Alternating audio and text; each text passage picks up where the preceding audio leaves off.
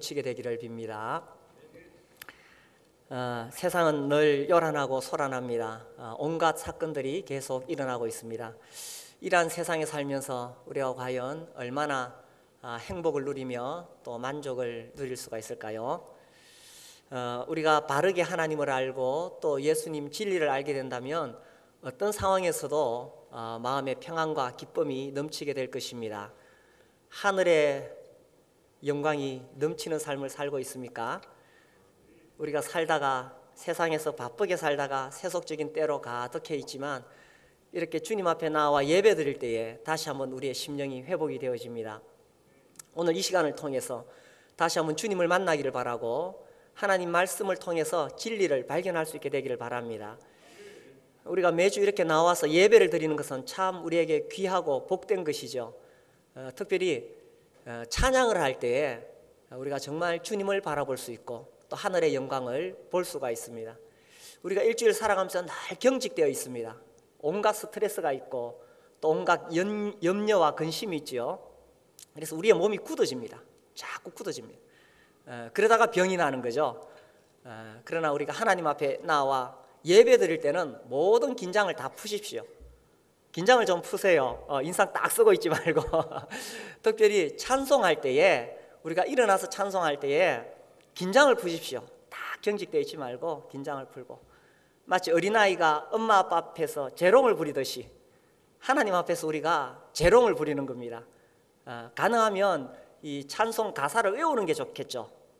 찬송 가사를 외우고 눈을 감고 주님만 바라보고 그 시간에 하나님의 치유를 우리가 또 경험하게 됩니다. 그리고 그렇게 해서 주님 만나면 주님이 주시는 능력으로 재충전됩니다. 그래서 또 세상에 나가서 힘차게 살아갈 수 있죠. 그렇지 않으면 심지어 예배 시간에조차 다 경직되어 가지고 있으면 그건 병납니다. 긴장을 푸시고 어린아이 같이 이 순전한 마음으로 하나님 앞에 나오시게 되기를 바랍니다. 얼마 전에 어떤 유명한 배우가 죽었어요. 비극적으로 세상을 떠났죠. 저는 뭐 그 사람 잘 모릅니다. 그런데 유명하다 그러더라고요. 제가 그 이야기를 들으면서 이 말씀이 생각났습니다. 누가복음 12장 15절 예수님 하신 말씀입니다. 사람의 생명이 그 소유에 넉넉한 데 있지 아니하니라.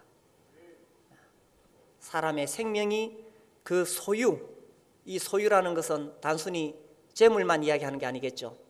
그 사람의 명예, 그 사람의 권력, 그 사람의 영향력, 사람의 생명이 거기에 있지 않다. 예수님 그렇게 말씀하셨어요. 그러면서 한 비유로 어떤 부자 이야기를 합니다. 이 부자가 밭에 소출이 풍성해서 곡식을 많이 거두었습니다. 너무 곡식이 많아서 쌓아둘 곳이 없었습니다. 그래서 창고를 헐고 더 크게 짓고 거기다 곡식을 가득 쌓아두었습니다. 그리고 말하기를 여러 해 쓸 물건을 가득 쌓아두었으니 이제 뭐 일할 필요 뭐 있느냐, 평안히 먹고 쉬고 놀고 즐기자. 이제는 좋은 옷 입고 좋은 음식 먹고 좋다는 곳에 세계 여행 다니고 내 한번 인생을 즐겨봐야지. 그때 하나님 말씀하시기를 어리석은 자여 오늘 밤에 네 영혼을 도로 찾으리니 그래야면 네 예비한 것이 네 것이 되겠느냐. 그래서 그날 밤에 이 부자가 죽었다 하는 이야기입니다. 그래서 사람의 생명이 그 소유에 넉넉한 데 있지 않다 이렇게 말씀하신 것입니다. 근데 우리가 이 말씀을 다시 한번 좀 더 생각해 볼 필요가 있습니다. 사람의 생명이 그 소유에 넉넉한 데 있지 않다는 말은 부자도 죽는다 이런 뜻인가? 물론 그런 의미도 담겨져 있습니다.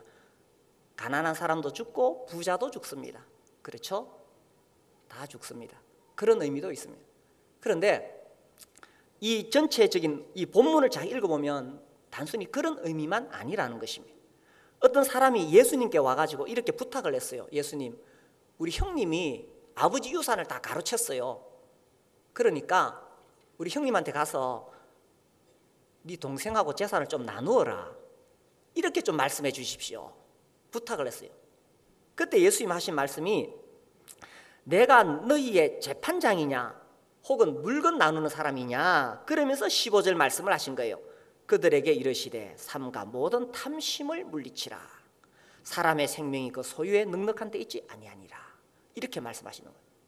그래서 이 전체 문맥을 쭉 살펴보면 단순히 아무리 재물을 많이 모아도 죽는다, 그런 뜻만은 아니라는 것입니다.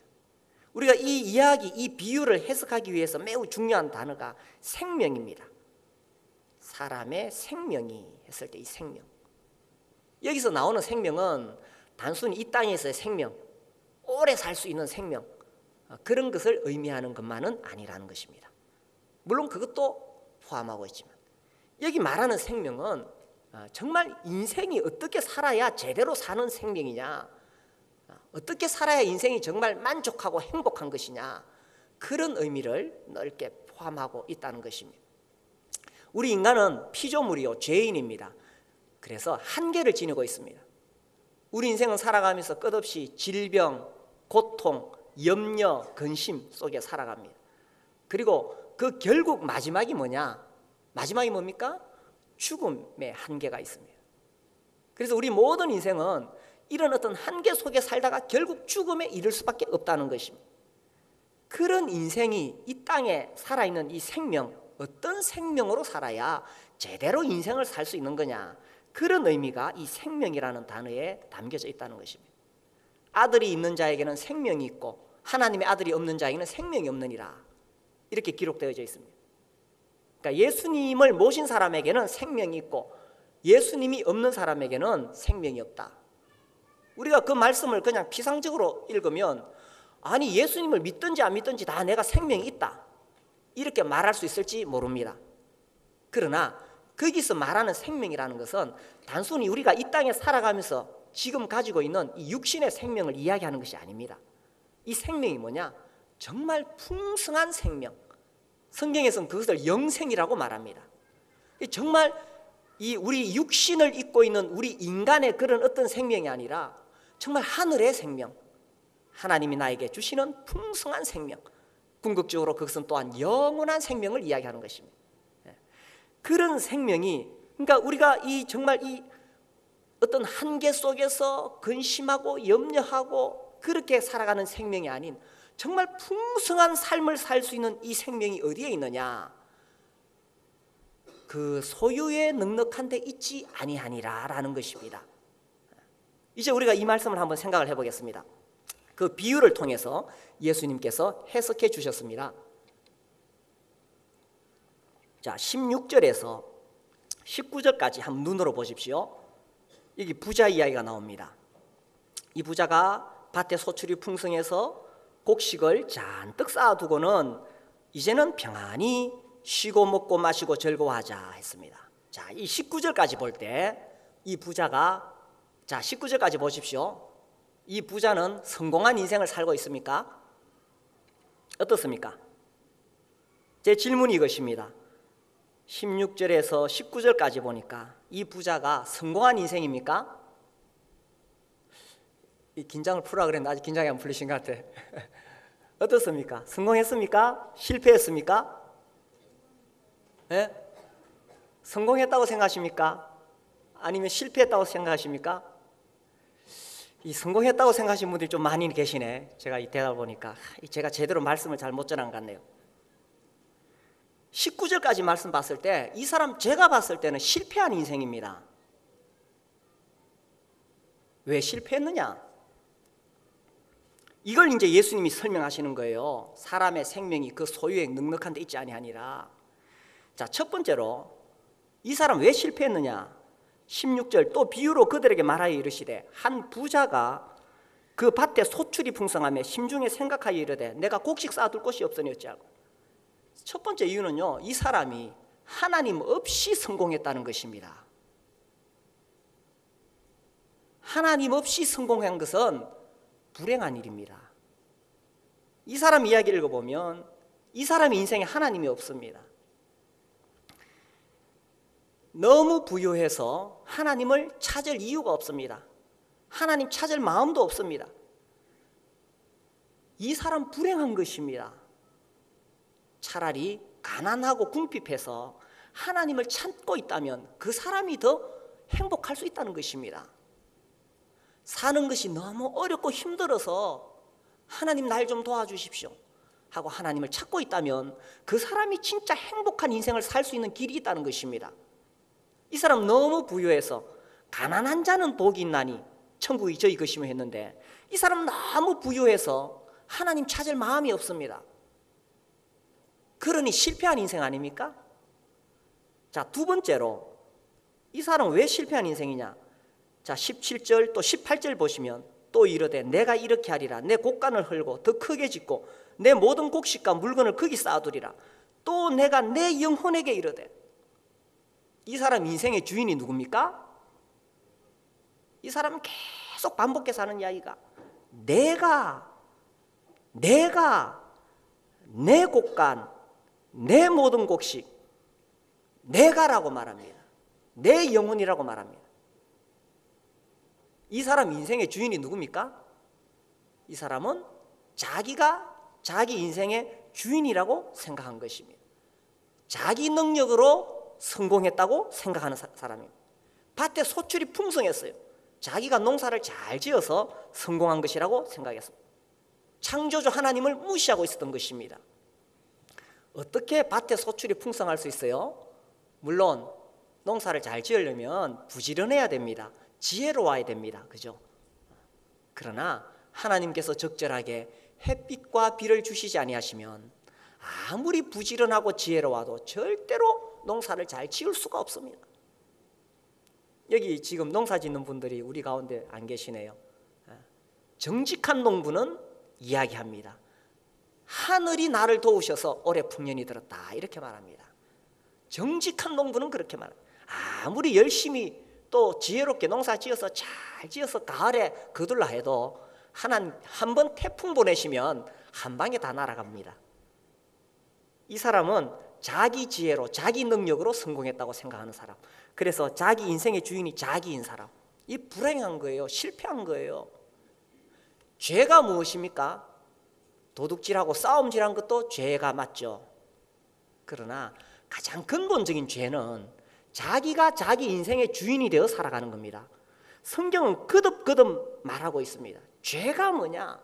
자기가 주인 되어 살아가는 삶, 이것이 죄인 거예요. 자기가 하나님이 되어 살아가는 것. 그래서 하와가 하나님과 같이 되어라는 그 사단의 게임에 넘어가서 선악을 알게 하는 나무의 과실을 따먹었잖아요. 그 후로 모든 사람들은 자기가 하나님 되었어요.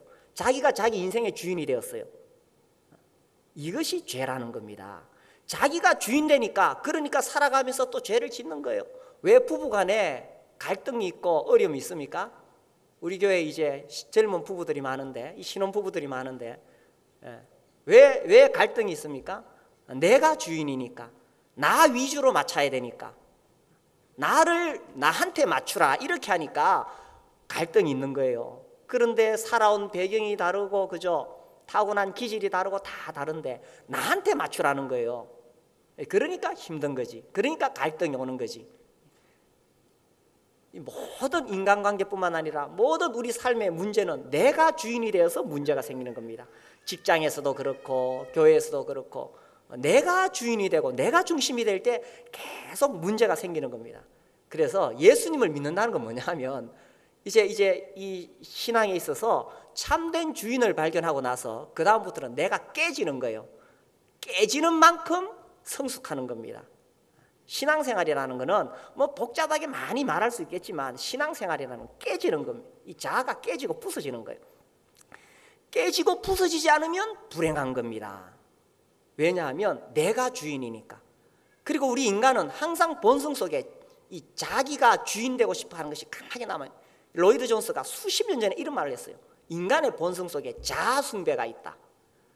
수십 년 전에 한 이야기지만 그것이 사실 우리 인간을 표현하는 거죠. 자아 숭배.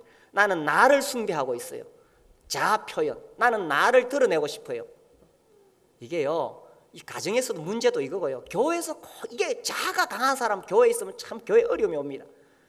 나를 드러내야 되는데, 내가 인정을 받아야 되는데 자아 숭배, 자아 표현. 그래서 자기가 주인 된 사람. 그렇다고 해서 뭐 자기를 경멸하라든지 자기를 무시하라든지 그런 뜻은 아닙니다. 우리가 예수님 믿게 되면 하나님 안에서 하나님의 형상대로 지어진 진짜 나를 만나게 됩니다. 하나님의 형상대로 지음받은 진짜 나를 만나서 그 나를 만날 때 행복해지게 되는데, 그런 나가 아닌 아담 안에서의 나, 자, 그래서 내가 주인 된 삶, 이것이 죄라는 것입니다. 그러니까 이 부자는 왜 실패했느냐? 16절에서 하나님 없이 성공했기 때문에, 17절에서 이 19절까지 봤을 때 자기가 자기 인생의 주인이기 때문에 인생 실패한 겁니다. 근데 여기서 20절을 읽어보면 이 사람이 그냥 실패한 게 아니라 완벽하게 실패했다는 걸 알 수 있습니다. 이 사람은 마지막 죽는 순간에도 하나님을 알지 못했습니다. 그러니 19절까지 실패했다가도 중간에 돌이키고 하나님을 만날 수 있는 기회가 있었다면 그는 성공할 수 있었을 것입니다.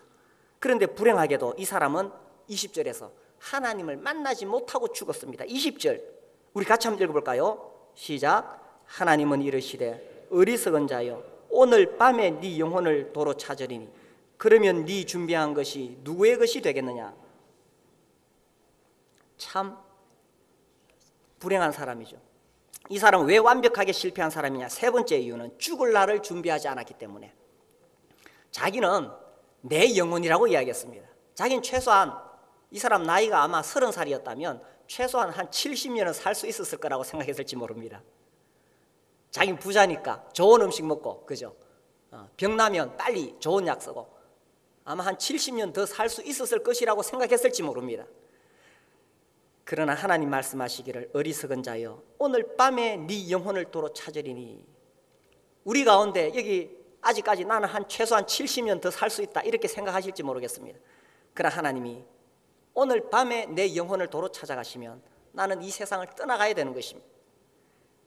이 사람 정말 실패해도 완벽하게 실패한 거죠, 그죠? 마지막 순간까지 하나님 만나지 못했으니 얼마나 실패한 것입니다. 거기다가 자기가 잔뜩 모아놓은 거 제대로 써보지도 못하고 그렇게 남 좋은 일 시켰습니다. 여기서 완벽하게 실패했다고 말하는 이유는요, 이렇게 죽어서 죽은 것으로 끝나지 않았기 때문인 것입니다. 이렇게 부자가 죽어서 어떻게 되었는가? 우리가 그 뒤에 16장에 보면 어떤 부자의 죽음 이야기가 나옵니다. 이 누가복음 16장 19절, 이 부자는 다른 부자입니다. 그러나 어쨌든 성경에는 이 부자의 죽음이 많이 나옵니다. 한 부자가 있어 자색 옷과 고운 베옷을 입고 날마다 호화롭게 즐기더라. 이 부자는 누가복음 12장에 나온 부자보다 좀 낫지요. 12장에는 제대로 써보지도 못하고 죽었는데 이 사람은 즐기면서 날마다 즐기면서 그렇게 살았습니다. 근데 이 사람의 결국이 어떻게 되느냐? 23절 보십시오. 그가 음부에서, 이 음부는 지옥입니다. 지옥에서 고통 중에 눈을 들어 멀리 아브라함과 그의 품에 있는 나사로를 보고 24절 불러 이르되 아버지 아브라함이여 나를 긍휼히 여기사 나사로를 보내어 그 손가락 끝에 물을 찍어 내 혀를 서늘하게 하소서. 내가 이 불꽃 가운데서 괴로워하나이다. 내가 이 불꽃 가운데서 괴로워하나이다. 12장의 부자가 죽어서 어디로 갔느냐? 이리로 갔다는 것입니다. 마지막까지 하나님 만나지 못하고 회개할 기회를 얻지 못하고 구원받을 모든 기회를 놓쳐버리고 마지막에 어디로 갔느냐? 불꽃 가운데서 고통하는 지옥에 갔다는 것입니다. 그러니 실패해도 실패해도 완벽하게 실패한 사람입니다. 이렇게 살아서는 안 되겠죠? 옆 사람에게 이야기해서 이렇게 살지 맙시다. 어떻게 살지 말라고요? 하나님 모르고 살지 맙시다. 내가 주인 되어 살지 맙시다. 그리고 죽을 날 예배하지 않고 살지 맙시다라는 것입니다. 그러니 지혜롭게 살려면 하나님이 누구신지를 알아야 돼요. 그리고 내 인생의 주인이 누군지를 알아야 돼요. 그리고요, 죽을 날을 준비해야 돼요. 제가 지난 수련회 때 그런 말씀 드렸습니다.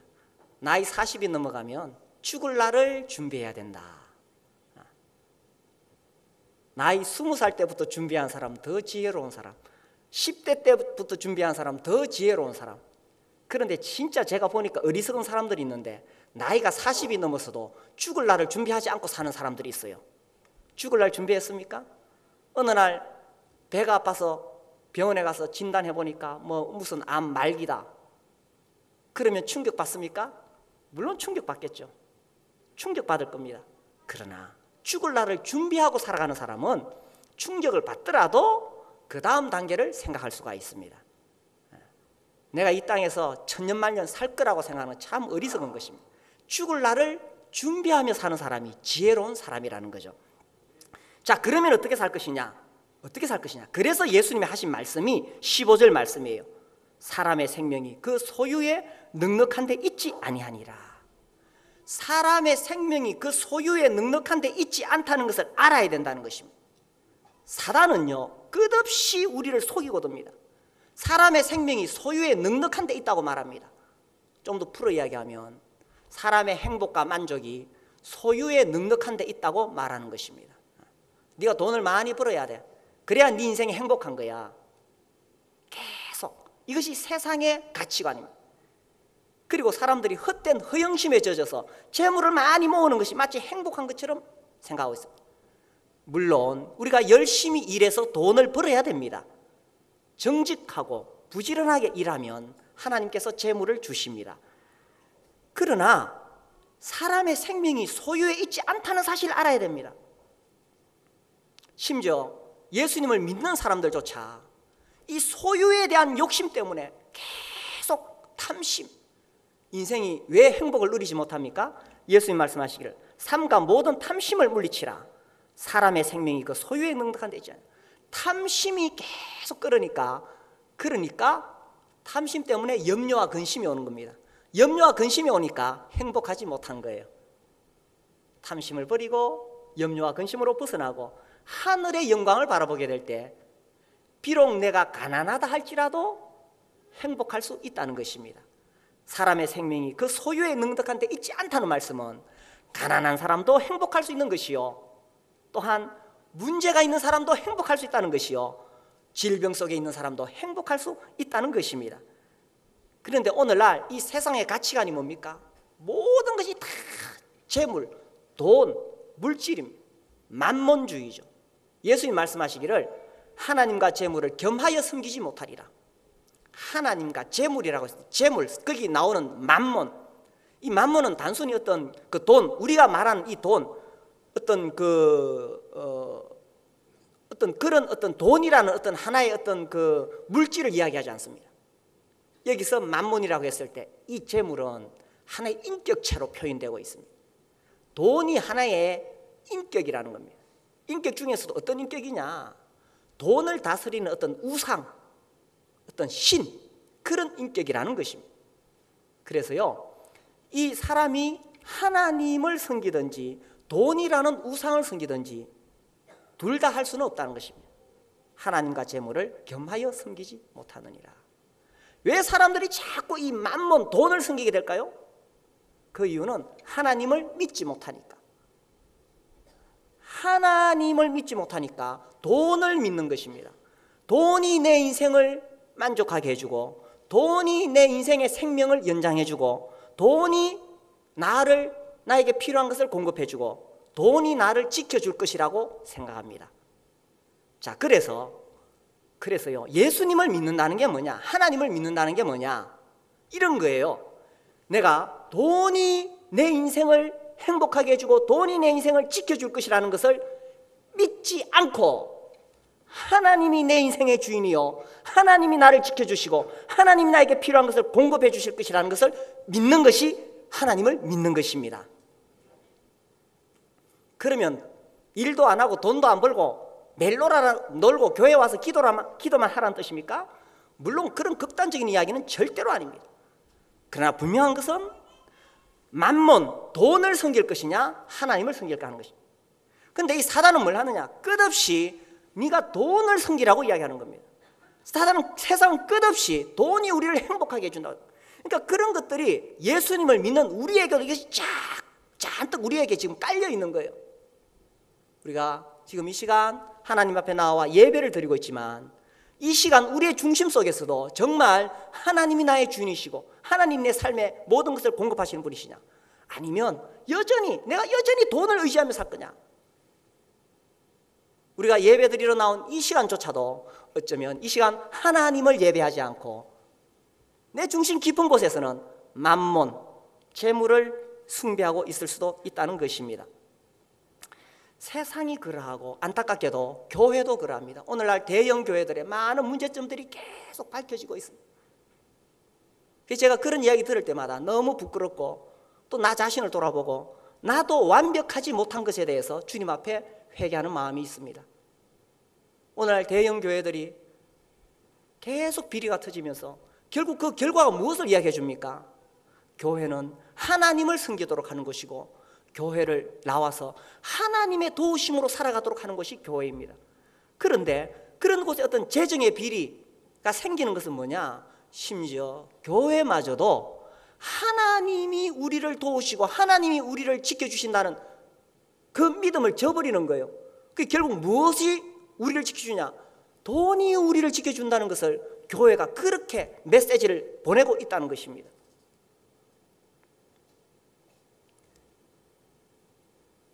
그래서요, 우리 인생을 정말 지켜주고 우리 인생을 행복하게 하고 우리 인생을 만족하게 하는 그 생명이 그 소유의 넉넉한 데 있지 아니하니라. 예수님이 이렇게 말씀하신 것입니다. 그러므로 우리 가운데 먹고 살만하면 돈 버는데 너무 시간 빼지 말고 어떻게 하면 내가 주님을 더 잘 섬길 수 있을까? 이렇게 좀 초점을 맞추십시오. 물론 요즘 세상에 살기가 너무 어렵고 힘이 듭니다. 참 먹고 살기가 너무 힘듭니다. 그런 경우 열심히 일을 하십시오. 열심히 일을 하시되 또 혹 우리 중에 좀 먹고 살만하면 돈 버는 데 쓰는 시간보다는 주님 섬기는 데 더 시간을 투자하십시오. 자, 그래서 그러면 어떻게 살 것이냐? 주님이 구체적으로 대답을 말씀해 주셨습니다. 21절 첫 번째, 자기를 위하여 재물을 쌓아두지 말라는 것입니다. 자, 우리가 재물을 쌓아두는 것, 열심히 일해서 저축을 해야 됩니다. 우리가 열심히 일해서 저축해야 됩니다. 그러나 축적하지는 말라는 것입니다. 자기를 위하여 재물을 축적하지 마라. 우리가 열심히 일해서 저축해야 되겠지만 필요 이상으로 자기를 위하여 재물을 쌓는 것은 예수님을 따르는 제자도에 어긋난다는 것입니다. 그러면 어디에다가 쌓아둬야 되느냐? 열심히 일해서 뭐 어디에 쌓아둬야 되느냐? 누가복음 12장 보십시오. 거기에 예수님 이어 말씀하십니다. 누가복음 12장 33절, 너희 소유를 팔아 구제하여 낡아지지 아니하는 배낭을 만들라. 곧 하늘에 둔 바 다함이 없는 보물이니 거기는 도둑도 가까이 하는 일이 없고 좀도 먹는 일이 없느니라. 너희 보물 있는 곳에는 너희 마음도 있으리라. 예수님 하신 말씀이 열심히 일해서 돈을 벌어서 어디에 쌓아두라고요? 하늘에 쌓아두라는 것입니다. 땅에 쌓아둔 것은 다 낡아지고 없어지는 것이니 하늘에다가 쌓아두라. 자, 이제 이해가 되시죠? 아이고, 뭐 돈도 적당히 벌어도 되겠네, 뭐 나 적당히 일하고 적당히 먹고 살 만큼만 일하고, 그런 뜻이 아닙니다. 열심히 일해서 돈을 벌되 하늘에 쌓으라는 것입니다. 그리고 또 사람에 따라 어떤 경우에는 열심히 일을 하고 또 여유가 있으면 또 돈 버는데 에너지 쏟지 말고 주님 섬기는데 에너지 쏘라는 겁니다. 그래서 영혼을 구원하기 위해서 복음을 전하고 목자로 섬기고 목녀로 섬기라는 겁니다. 가장 귀한 직분, 영혼 구원하여 제자 삼는 목자의 길을 가시기를 바랍니다. 목녀답게 사시기를 바랍니다. 그리고 자, 우리가 여기서 다시 봅시다. 자기를 위하여 재물을 쌓아두지 마라. 그래서 하늘에 쌓아두라. 그 다음에 21절 뒷부분, 하나님께 대하여 부요하지 못한 자가 이와 같이 어리석은데, 그래서 예수님 하신 말씀이 뭐냐? 하나님께 대하여 부요하라는 것입니다. 하나님께 대하여 부요하라. 그러면 어떻게 하는 것이 하나님께 대하여 부요한 것인가? 첫 번째로 주인을 알아보라는 것입니다. 이 어리석은 부자는 자기가 자기 인생의 주인이라고 생각했습니다. 예수님은 하나님께 대하여 부요하라. 네 인생의 참된 주인이 누구냐? 네 밭의 소출이 어떻게 해서 많이 나게 되었느냐? 하나님이 햇빛과 비를 주신 게 아니냐? 또 어떤 사람 말하기를, 나 농사 안 짓고 장사하는데요. 그 장사하도록 그 머리에 지혜를 주신 분이 누굽니까? 그리고 내가 아무리 지혜롭다 해도 내가 사업에 성공한 것이 내 능력으로 된 것입니까? 하나님께서 만날 수 있도록 길을 열어주시고 상품이 팔릴 수 있도록 해주시고 계약이 될 수 있도록 해주시고 부도 안 나도록 지켜주시고 하나님께서 지혜를 주시고 도우신 것 아닙니까? 그래서 네 인생의 주인이 누구냐? 자기 인생의 주인을 알아보는 데서 첫 번째로 하나님께 부요한 삶이 시작이 되는 것입니다. 그래서 내 인생의 주인이 내가 아니구나. 끝없이 내가 주인 되려고 하는데 이 자아가 부서지고 깨지면서 하나님이 내 인생의 주인이시구나. 여기서 하나님께 부요한 삶이 시작됩니다. 그래서 두 번째로 이제 주인을 알아봤으면 주인과 더불어 부요한 삶을 살기 시작하는 것입니다. 자, 이게 매우 중요한 것입니다.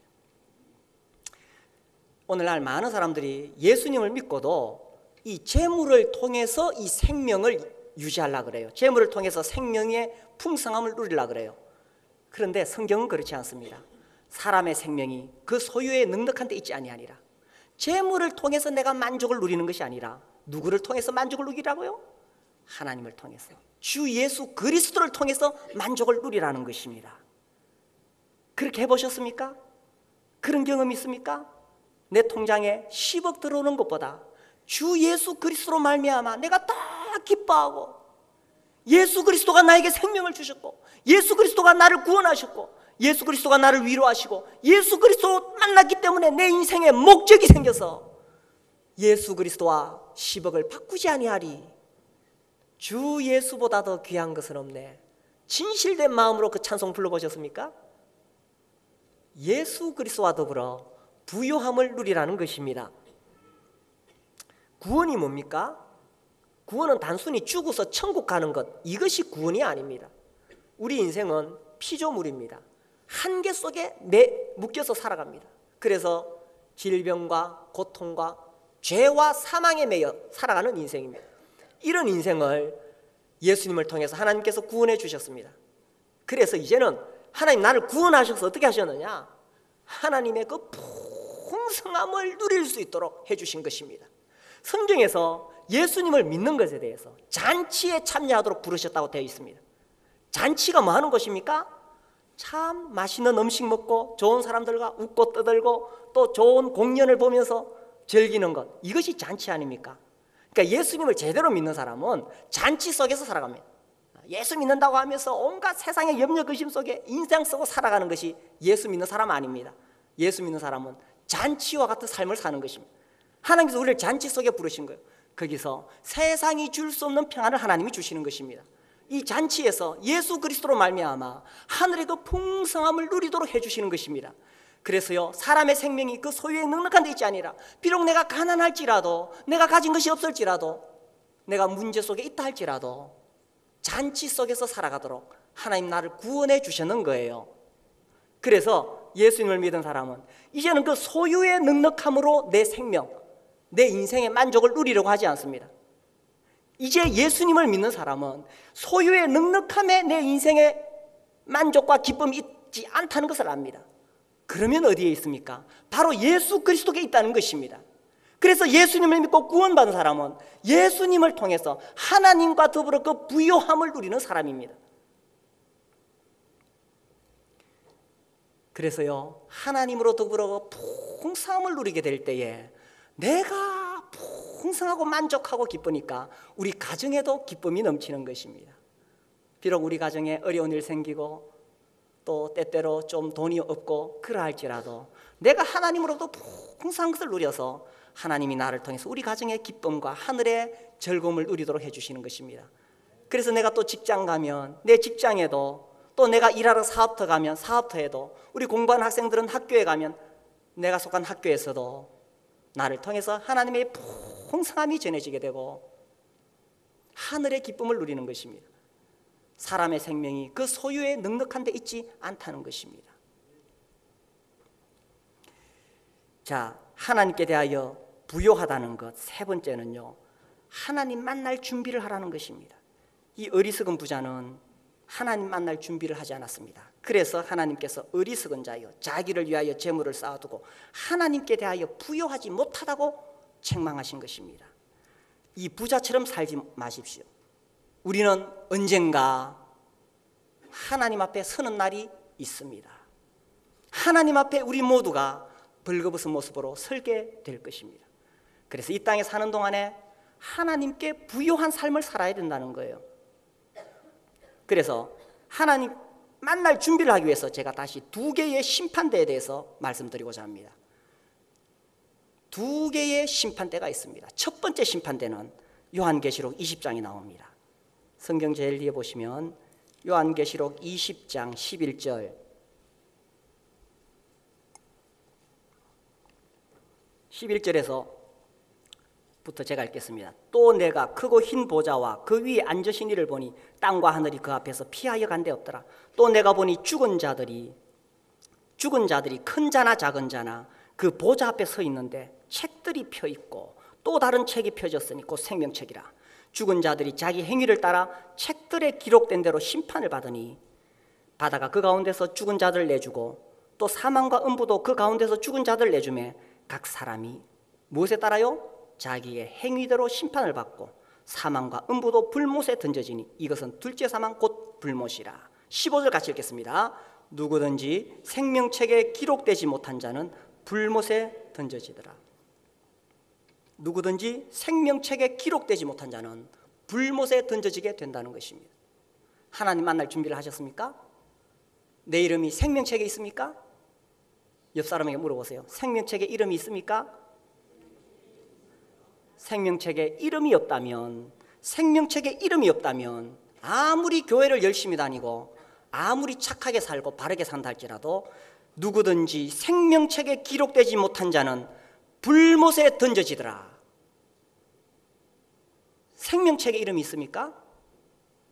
그래서 하나님 만날 준비를 해야 된다는 것입니다. 예수 그리스도를 통해서 믿음으로 죄 사함 받고 내 이름이 생명책에 기록되지 않는다면 불못에 던져지게 된다는 것입니다. 안타깝게도 우리가 누가복음 12장에서 읽은 그 부자는 아마도 이 생명책에 이름이 없었을 것입니다. 왜냐하면 이 부자는 하나님 없이 성공한 삶을 살았기 때문입니다. 왜냐하면 이 부자는 하나님이 자기의 주인이 아니라 자기가 자기 인생의 주인이 되어 살았기 때문입니다. 왜냐하면 이 부자는 죽을 날을 준비하지 않았기 때문입니다.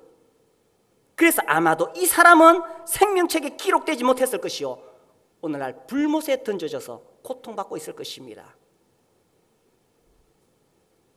생명책에 이름이 기록이 되어야 된다. 자, 생명책에 이름이 기록된 사람은 이 불못에 들어가지 않습니다.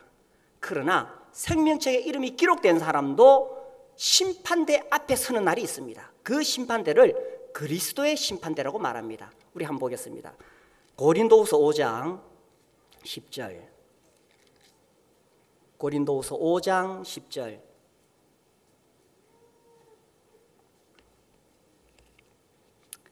이것은 예수님을 믿은 사람이 받는 심판입니다. 같이 읽겠습니다. 이는 우리가 다 반드시 그리스도의 심판대 앞에 나타나게 되어 각각 선악간에 그 몸으로 행한 것을 따라 받으려 함이라. 오늘날 교회 다니는 사람들이 이 사실을 잊어버리고 살아갑니다.